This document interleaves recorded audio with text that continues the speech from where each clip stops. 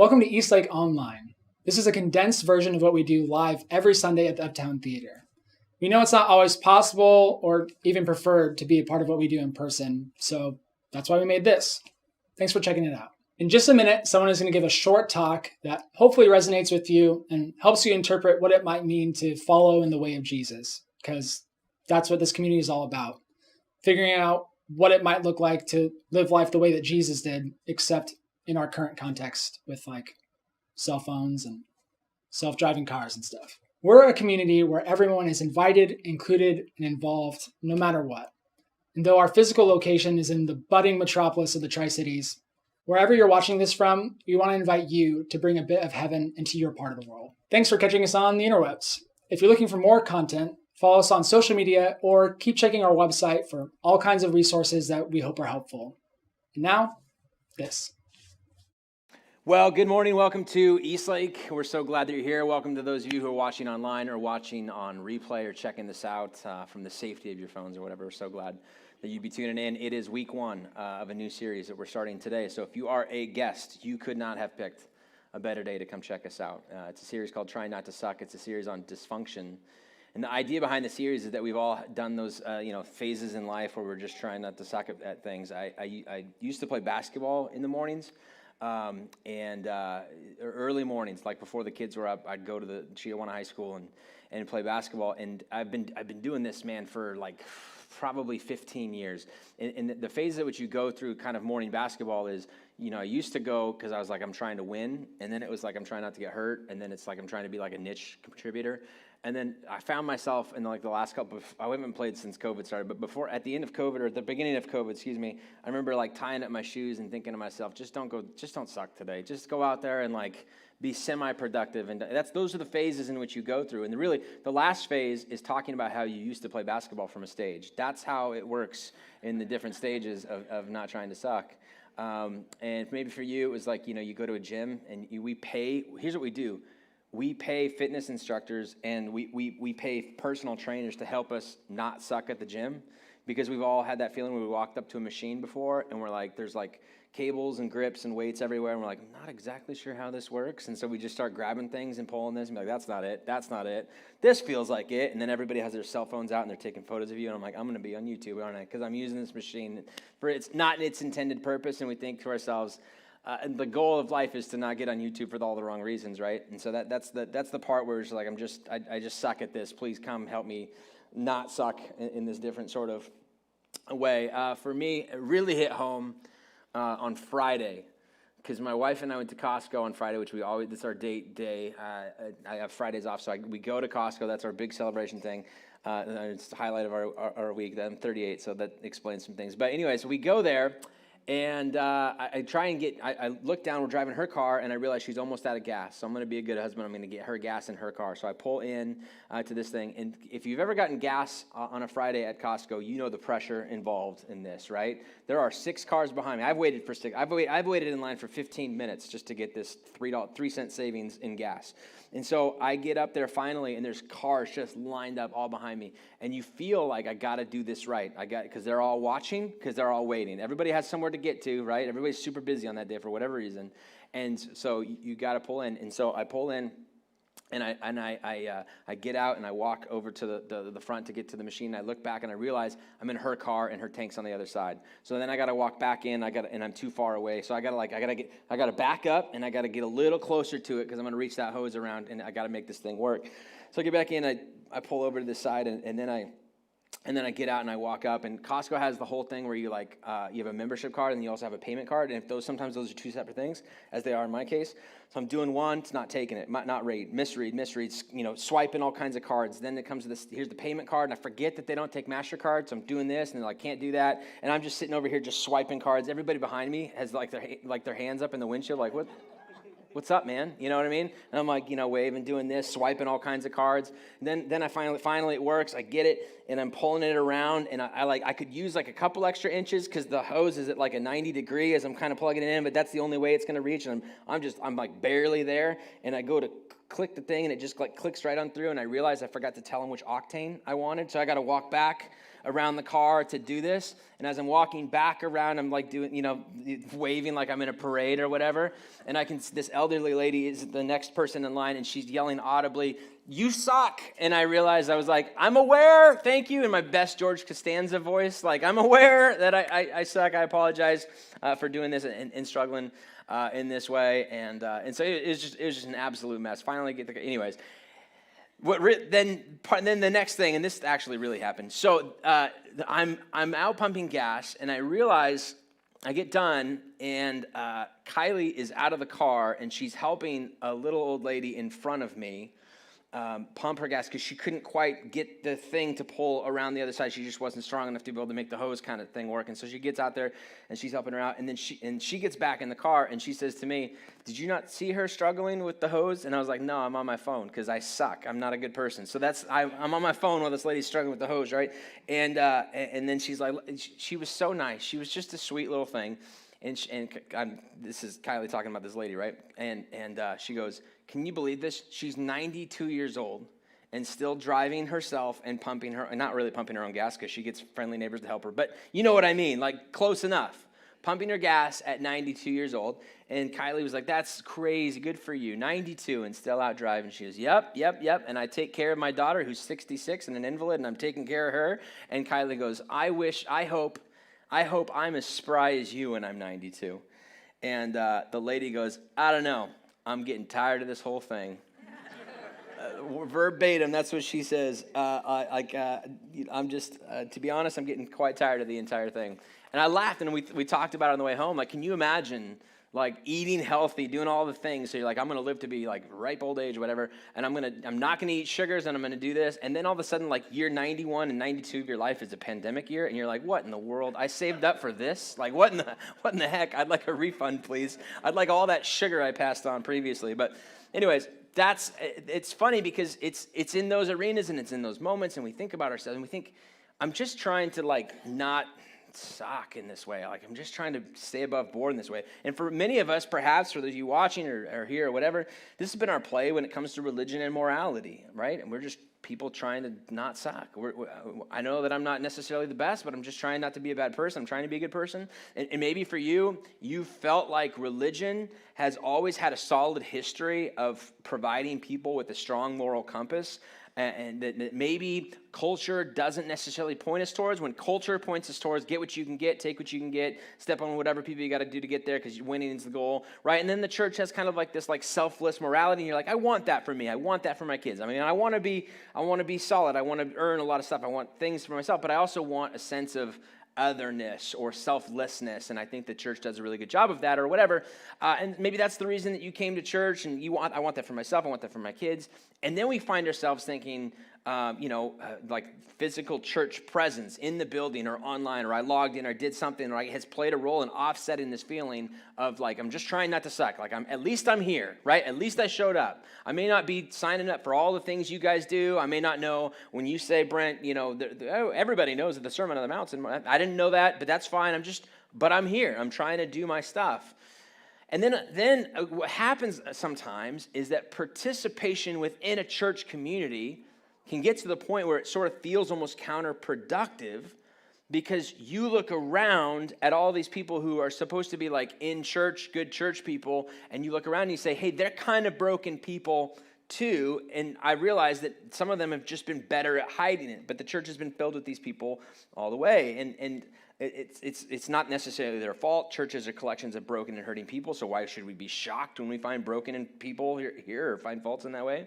But maybe it wasn't the fact that they were broken too, but that their attitude communicated that maybe that they thought that they weren't, or they weren't as badly broken. Like the prayer of one of the Pharisees in the life story of Jesus it shows up in the Gospels, of a Pharisee who in a religious setting, in a temple and in a church basically, prays out loud, Heavenly Father, Lord God, Yahweh God, thank you for making me not like this other person over here. Thank you for making, you know who they are, Lord, but more importantly, they know who they are. Thank you, Lord. Like this very aggressive, hypocritical, whatever, and I added a few things in there. But you get the gist of this whole thing. Like, that's the hard part. I'm trying not to suck. I show up. I'm trying to be a part of a church thing, or maybe I'm here because this is that I feel like that's perhaps the next step, or I got a piece of mail in the mail, and I'm like, maybe this is the timing or whatever. This is the hard spot to be into, like, understanding where does this lead us. And I know I'm not perfect, but this is me trying to not suck in this way. Imagine being a person in first century Judaism, like in the actual scripture, who is sitting there when Jesus comes onto a mountainside to deliver what's known as the Sermon on the Mount, and begins to deliver his ethical theory, his moral portrait of what it means to be a people modeled after him, his elevator pitch in kind of our terminology, or a summation of all of his critical thought, as I think the Sermon on the Mount actually is. I think Matthew probably heard his story preached a bunch of times and decided to kind of summarize it and put it together in Matthew chapter 5 through 7. And he pictures it and he paints it as a picture of Jesus on a mountainside, because in their religious history, all of their important religious leaders, Moses and whatever, stood on a mountainside and delivered the word from God to the people down below. And so he paints this picture of Jesus sitting on a mountainside saying, here's what it would look like to live life the way I think you should do it. Here's what it would take, or here's what the picture is to live in the way that I'm pushing for. And I don't think Jesus ever pushes us towards things. I think he invites us to things and calls us to things. And I think that's what's taking place in here. Here's a picture of the moral and ethical behavior of people who are trying to live in the best way possible. And I know that's subjective, because you're like, you may not think of Jesus' divinity or whatever, and so I know that it's Jesus just offering his opinion, but this is his opinion. I think this is the best way to do life. Well, that's your opinion. I know, but like, if Jesus is who he says he is, then that may mean a little bit more than perhaps your uncle or cousin who tell you this is the best way to do life. And you're like, maybe, but you're way into like weird college football stuff. I'm like, I'm not that kind of person. I'm different. Jesus is up there going, this is the best way. Do we trust him in this way? If you're going to go through life trying not to suck, then Jesus would say, here, I think this should be a live option for you. I think this is the way that you should live. And we're doing this in so many arenas. And when we do this in the arena of the religious and of the moral compass or whatever, that is the question of what do we do with Jesus when he says, this is the best way to do it. Especially when we read what he has to say, and it sounds so different from the life that we actually are living. If you've ever read through some of the stuff that Jesus says in this way, this like high kind of like, it's up here, it's like you're going to do this and you're going to whatever, it's so difficult. There's such a gap between what's expected of me, and as I look at my life and as I reflect on what I actually do and what I actually live, it's a bit troublesome in this way. Have you ever seen a job application or a job notice that's been posted, and you flip through the prerequisites for this job and you realize you're not qualified in any way for this job, and you thought, this is an interesting thing, and you thought, I'm not any of these things. Years of experience don't have that. Self-initiator, good hygiene. I mean, like, how do I, like, all this stuff feels like probably not me, and yet you continue, you don't stop reading, you continue reading, and it almost becomes like entertainment value for you. 7 years experience, but an intern's pay, like all this kind of stuff. It's just a weird thing. Or here's what we do. When a job description comes, the prerequisites are too great and we don't even qualify for these things, we play these mental games of when they say a 4-year degree or equivalent. That equivalent is very subjective, right? We look at equivalent and be like, I watch YouTube. That feels very equivalent. I've watched enough videos to be like, I know as much as somebody who went to school for 4 years for that, or 10 years or whatever. I feel equivalency is kind of this like liberal whatever. And anyways, that's the struggle. So throughout church history, when people have looked at what Jesus had to say about here's what a life would look like that doesn't suck, that's a really great way to do life, and we see the discrepancy between these and how we actually do stuff, when he has approaches to materialism or possessions or wealth and says, hold it lightly, don't let it define you, give stuff away, like that kind of stuff, and we go, that doesn't sound fun. I think life is the acquisition of things and experiencing them and using that money to spend on things or whatever. And he presents it in this way. What we do in response is sort of reinterpret or soften or reduce or decontextualize. Well, when Jesus said this, what he meant was this, or in some cases, we completely abandon it altogether, ironically, in an effort to make it more Christian as we kind of define Christian, especially in the materialistic sense. He kind of talks about wealth as like this, like, beware, the love of money is the root of all evil, right? And we go, well, I mean, capitalism and love of money, like we can work this out. That feels like something we can overcome. And I don't want to be greedy, but all this, we rationalize things, leading some very, very incredibly smarter than me, maybe not smarter than you, I don't know, you're pretty smart, but smart religious people to say things like this, as Karl Barth did. It would be sheer folly to interpret the imperatives of the Sermon on the Mount as if we should bestir ourselves to actualize these pictures. This guy was like a brilliant German theologian, super smart, right? And he says it would be sheer folly. What does that mean? Is it dumb? Is it a waste of effort? Is it ridiculous to interpret these imperatives, to read through Matthew chapter 5 and 7, as we're going to do in this series, to be like, here Jesus says is the best way to do it. Here's what it means to not suck in life.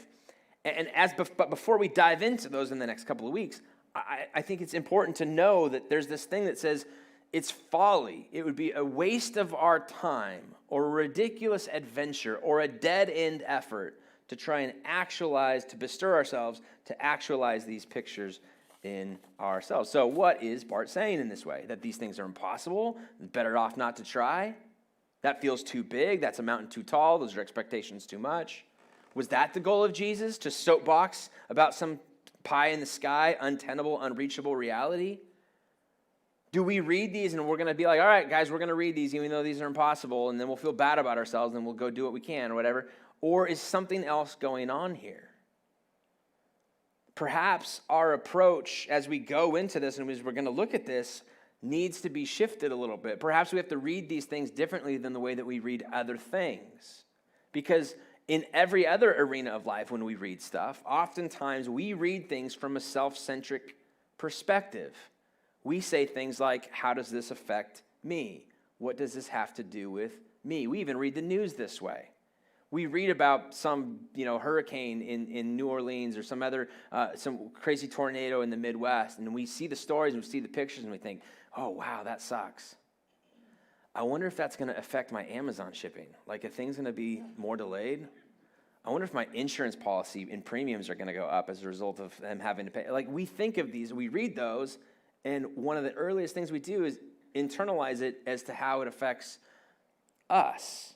We think about that in this way. Even with fiction and novels, as we read these stories, we find ourselves identifying with the character. We go, which character do I identify the most with, right? Which one is the most like me? Or which one should I be like in this way or whatever? In self-help books, we read these and they present 20 things to like shape your life on, right? Or grow on, or actualize your finances or something. And we go, which one do I need to work on the most? Taking an inventory of myself, which one is the best one for me that has the best payoff in this way? But to read the Sermon on the Mount, to read the teachings of Jesus, and I say Sermon on the Mount because that's where we're going to focus our attention, but really that's just a microcosm of all of the different things. It's really to read any of the things about Jesus standing on any sort of mountainside saying this is the best way to do life. To read those with what does this have to do with me? Which one do I need to start on first? Which one has the most payoff for me? Which one is like, if there's a to-do list, I'm really close to this, so let me do this real quick so I can just check off that box and get on to the next one. That's kind of how we oftentimes read through these things. I think that's not even close to really what we're supposed to be reading when it comes to Jesus' teachings in this way. Nothing makes sense about the Sermon on the Mount or the teachings of Jesus as a whole until we understand it as a messianic vision of sorts, as if he's talking about, I'm going to present something to you. I'm going to present such high ideals. You're going to say to yourself, what if everyone lived like this? Or what if even someone lived like this? I want to be neighbors with somebody who holds their material possessions loosely and is generous. I want to be neighbors with someone who has the time to care about the needs of others over and above the cares of self. I want to be married to someone like that, right? This is what we say. Wouldn't it be crazy to have somebody do this in a perfect way? Once we understand it as presenting this need, presenting this model figure, presenting this, what religious terms would be like a Messiah or a messianic focus. Only when we understand what he's painting is like this need, he's showing us that we have this need for this. That's when we begin to understand the radical elements of this in this way. N.T. Wright says this about this. The sermon isn't just about how to behave. It's about discovering the living God in the loving and dying Jesus. It's not about, you cannot read Matthew 5 through 7 and think of it as a to-do list for your life. You read through it and go, here's what it points to. The only person able to pull something like that off would be the loving and dying God represented in Jesus, and learning to reflect that love ourselves into the world that needs it so badly. Is ethical behavior involved in this? Is some sort of a response determined by this? Absolutely. Do we do something as a result of reading this thing? Of course. I mean, is there self-centeredness in that, or self-centered reading in that? I mean, perhaps, but the ultimate point of it is to point us towards a Messiah, to point us towards a person who actualizes all of that to perfection, who does all of these things. And that is in that person of Jesus. And he has this learn here, in learning to reflect that love ourselves. If you're new to Eastlake, that's the only thing we claim to be, right? We are not a country club we're not going to keep you busy with different groups. We're not going to do that. We are a people. The purpose in which we have a shared common purpose is to gather together to learn what it would look like to reflect the love of Jesus into the world. We come, we practice, and by practice I mean we go through words, through the songs that we sing. We read scripture between these songs that kind of shape us. We listen to a talk that's based on a teaching of it. We receive communion together. We're constantly going through the motions of this, I don't even know necessarily if I believe this, but help me form my belief. Let me go. I think this is important, so let me participate in this and have this begin to do its shaping on me. I want to become more like this. I need to surround myself both with this content and also, and really most importantly, with people who share that same commitment and do this thing together. So it's like this both and that community piece is such a big part of it. The word is called ecclesia, or called out ones, or uniquely set aside. The ecclesiastical strategy, or the church, the community of the church, is so critical. And yes, it's a flawed community. And yes, it's driven some people to look around and be like, I just don't see them giving a crap about this. I don't see anybody else doing this. I don't think that church is actually centered on like doing what Jesus lived out. They seem to be centered on, building big giant stuff for themselves, or communicating some political message or something different. It doesn't seem to be about Jesus. Jesus seems to be a tag on and in addition to, and maybe that's turned you off to the whole idea of church. And for that, I apologize, but that's not. Instead of critiquing that, we're just trying to create something different, something that really is around this. And the tendency on the other side is to preach this Jesus thing to this such high holiness and purity level, it feels impossible. And that's a difficult spot too. I understand that perhaps you've been a part of a church community before, or you've heard people in positions like me begin to be like, here's what we got to do, here's what we got to do, here's what we got to try. And the ideal is so high and the expectations are so there. And it seems like everybody's on board with this, but it's not. And you're just like, I can't do that. If that's what it takes to be a part of this, I'm out. Because I can't see myself getting to that spot in this way. So to address the tension involved in that, to address the hypocrisy, but then also this high, pearl clutching purity sort of thing, I want to talk a little bit about architecture. You saw, maybe if you saw the intro of the video, I titled this talk Gargoyles, and I haven't even talked about gargoyles yet. But I do want to talk about architecture, because it's interesting that people who kind of study this stuff, and maybe you were an architecture major or whatever, but you can tell a lot about a society based on the architecture of that era and of that time. If you've ever walked into a split-level home, you don't even have to be really involved in real estate, and you're like, this house was built in the 80s, right? We know that. That's when they built them, right? They didn't build them in the 50s, and they stopped building them in the 90s. It's in the 80s, plus or minus 5 years. That's how it works.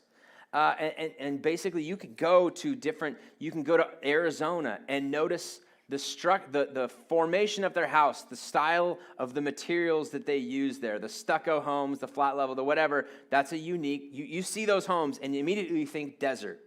I have a friend who lives in Springfield, Missouri. They have the tornado kind of alley. You see those homes. They have panic rooms in the basement, and they're brick everything because they can get brick for cheap. Over here, brick's expensive. You go over there, everything's brick. It's amazing.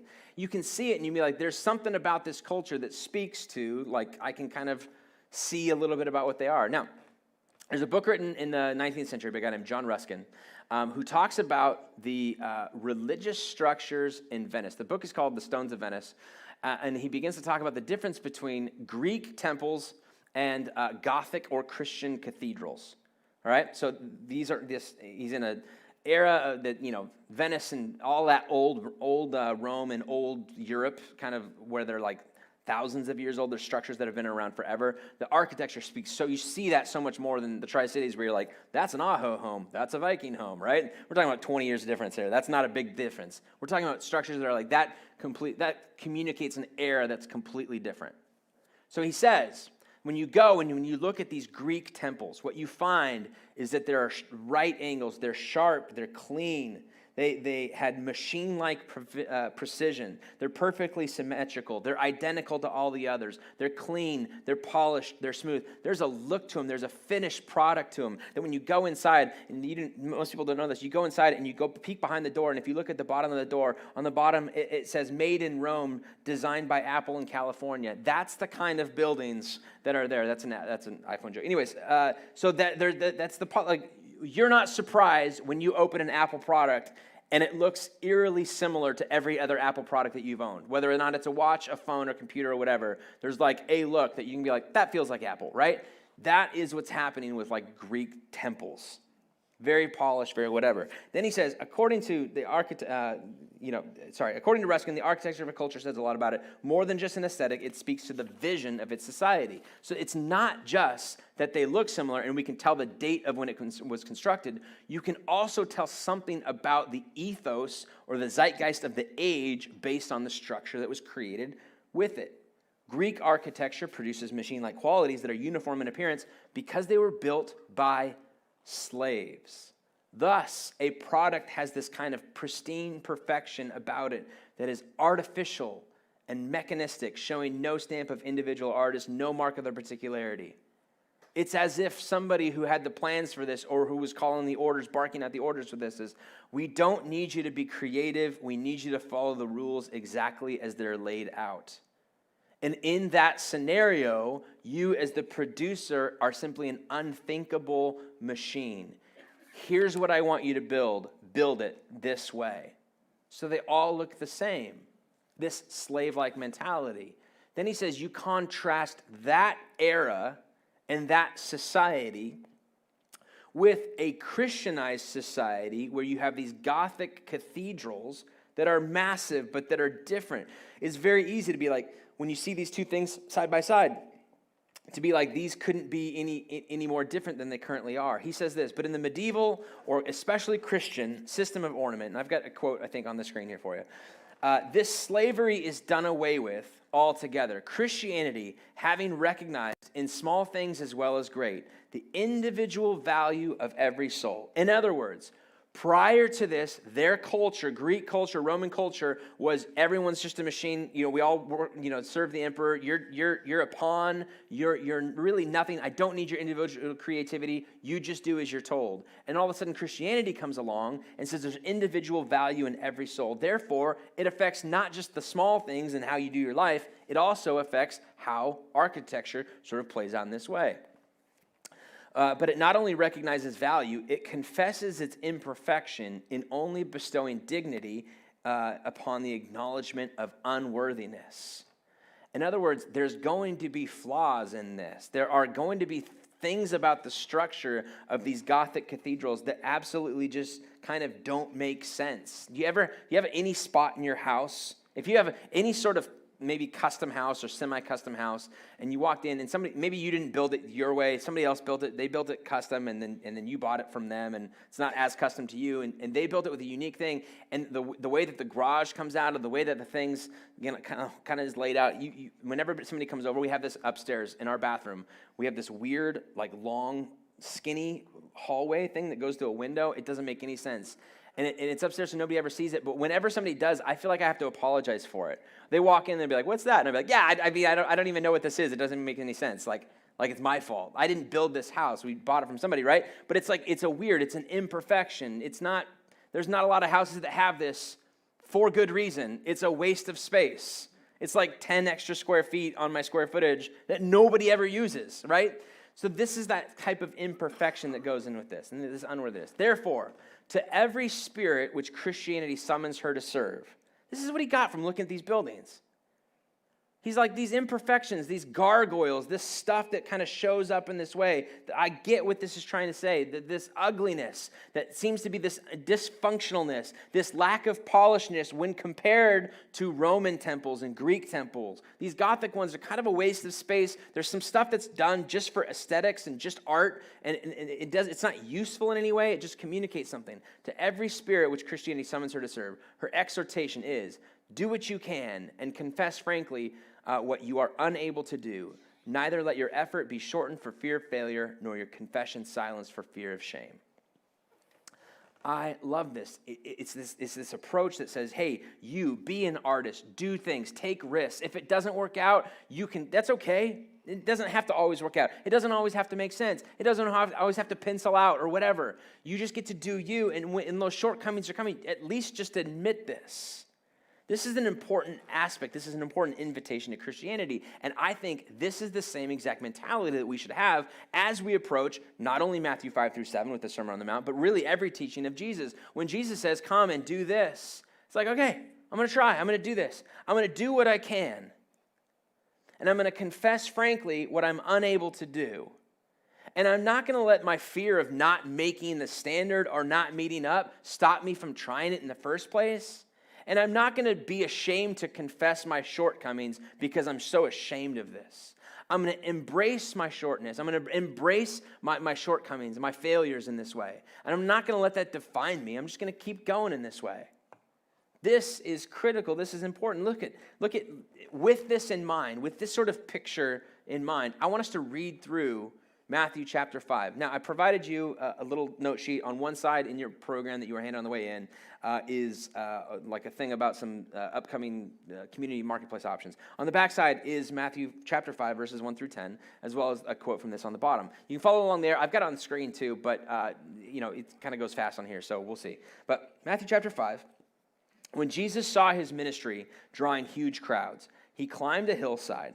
Those who were apprenticed to him, the committed, climbed with him. Arriving at a quiet place, he sat down and taught his climbing companions. And this is what he said. Again, I mentioned this again. This is reflective of Moses on Mount Sinai. Here's the new law of God, expectations for the people of God. Here's what they are. And this is the Message version, by the way. So these Beatitudes probably play a little different than if you grew up in church, maybe the ones you heard. But you're blessed when you're at the end of your rope. With less of you, there's more of God and his rule. You're blessed when you feel you've lost what is most dear to you. Only then can you be embraced by the one most dear to you. You're blessed when you're content with just who you are, no more, no less. That's the moment you find yourselves proud owners of everything that can't be bought. You're blessed when you've worked up a good appetite for God. He's food and drink and the best meal you'll ever eat. You're blessed when you care. At the moment of being careful, you find yourselves cared for. You're blessed when you get your inside world, your mind and heart put right. Then you can see God in the outside world. You're blessed when you can show people how to cooperate instead of compete or fight. That's when you discover who you really are and your place in God's family. You're blessed when your commitment to God provokes persecution. The persecution drives you even deeper into God's kingdom. We read these things, and to some degree, we'd be like, I think I could do like 3 or 4 of these things. I think I'm good at some of them. Some of them would be a little bit hard, and I don't like losing style. I don't like not competing. I don't like being broken. I don't like this idea of the meek will inherit the earth, or I don't like the idea of, for sure, of being persecuted for my faith or what I believe in or whatever. And here's what he's saying. I'm inviting you to this. I'm inviting you to this. Do what you can. Confess frankly what I'm unable to do. God, I want to be the type of person who fights for peace. Unfortunately, I feel like I'm right more than I'm wrong, and I hate letting that go. I hate being like, that's fine, let's do it your way, right? I'm not good at that. I gotta fight for this. I want to be somebody who, as Jesus would say later, forgive others as they've forgiven you. Like, forgive multiple times. Like, be a person of forgiveness. I want to. They're just an idiot, and I work for an idiot, so I don't know how. You never worked for my idiot boss, so I don't know how to do this. I want to be generous. I want to be this. I want to be this.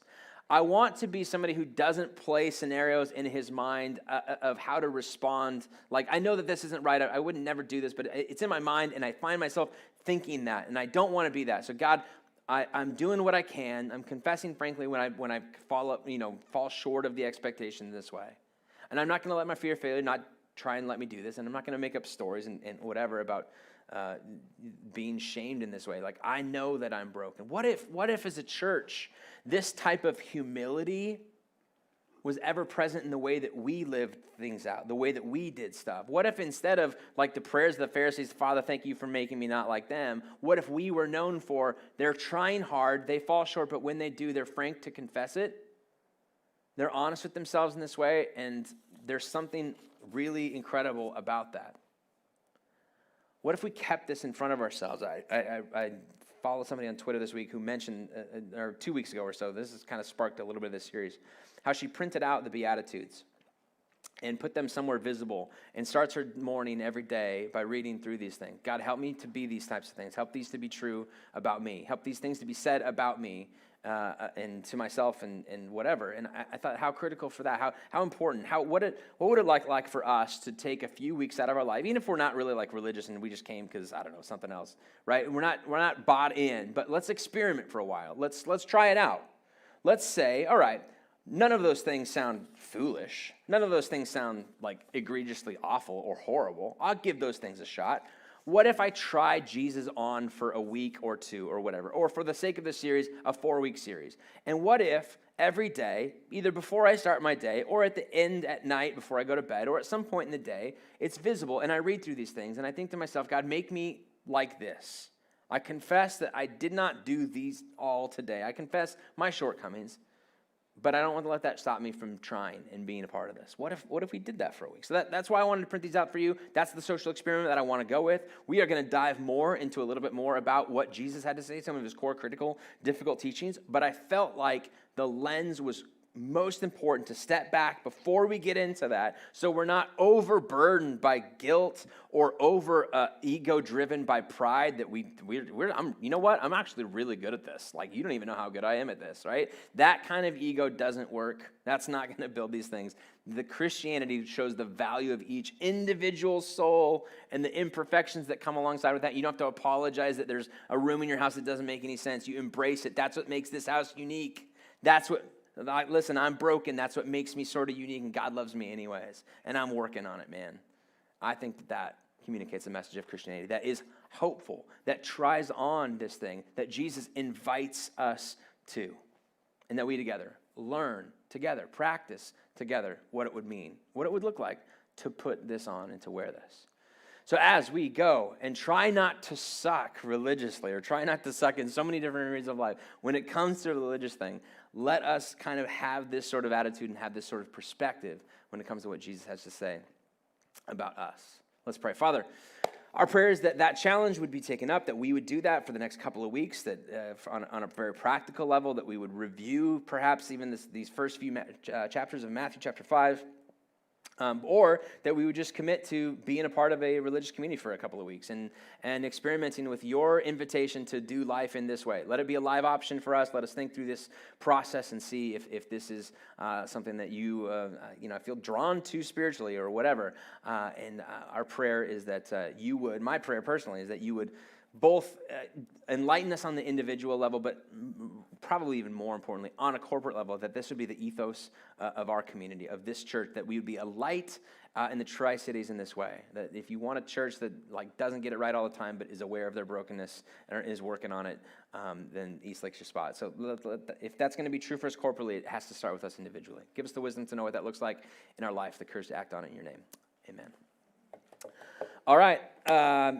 Real quickly, if you happen to be gone in the next couple of weeks, this is going to be a 4-part series. You're always welcome to download our app or go to eastlaketricities.com/talks. Or if you want to re-listen to this or send it to a friend who needs to hear this or come to church or whatever, you can do that. And that way, we'd love that. We'd love anybody sharing the experience about this. Inside of your program that you were handed or that you picked up on the way in is a couple of things. One is a Connect card. It looks like this. On the back is a spot to be able to mark down some next steps, as well as a spot for some prayer requests on the back, or life updates in general. On the front is a spot for some personal information. If you're a regular attender, you know the drill. You can just put your name at the top and let us know that you're here. It's our only way of tracking who has or hasn't been here for a while. So please, especially in this like weird COVID time, we'd love to know who's with us still.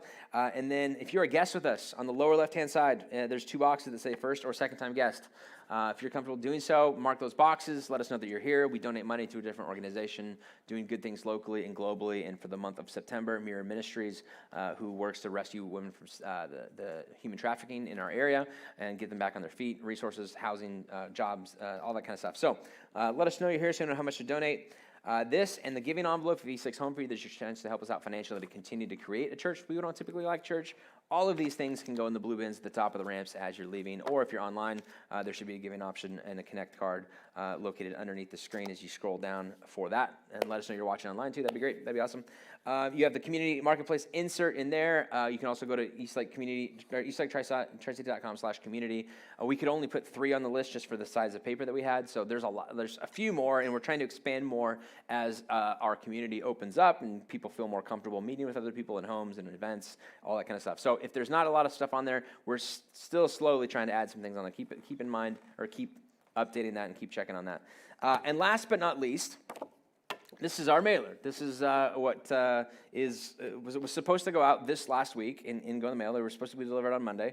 UPS called and said, maybe Wednesday. And then they decided, maybe next Monday. And this is a super fun game. So in an ironic twist of fate, a mailer that talks about dysfunction and has a date of the 19th is going out on the 21st instead, which is crazy and weird and quirky, and that's fine. And so we're trying to make this work and trying to make this the best possible case scenario for us. And so we did get the phone call that they were delivered on Friday afternoon, which does not help us in terms of getting out in time for this weekend. But we are planning on sending them out on Monday. So we got a bunch of them in the lobby. If you're a guest, just wave at us when you're leaving and be like, "That's cool. See ya." If you're a home teamer, we would love if you want to stick around and help us get these semi-ready. We're just putting them into stacks of. You got them all done. Oh. You got them all done, Leah? Look at you. She's a whiz. Never mind. Go watch the Seahawks, everybody. Thank you, Leah. We're all watching the Seahawks now. Oh, my gosh. My afternoon just opened up immensely. So that's fantastic. Ignore that. You should see these hitting your mailbox on Tuesday/Wednesday, something along those lines. It's weird. Your friends are going to be like, this is late. And you should be like, no, you just don't check your mail. It's your fault. So... anyways, it'll be great, and we'll continue this series, and I think it'll still have some value with that, and we'll order it earlier next time. I guess trains are tough to figure out. So anyways, all right, would you stand? I'm going to read a closing benediction for you and then get you on your way. Here's what it says. Lord, grant that in my earthly pilgrimage I may ever be supported by the love and the prayer of your beloved community and may know myself to be surrounded by their witness to your power and mercy. Amen. May that go with you this week, whatever it is that you are facing. If we've never met, I'll be in the lobby after this. We'd love to put a name to a face and say hello. Other than that, have a great week, and we'll see you back next week for part 2 of Trying Not to Suck. See you guys.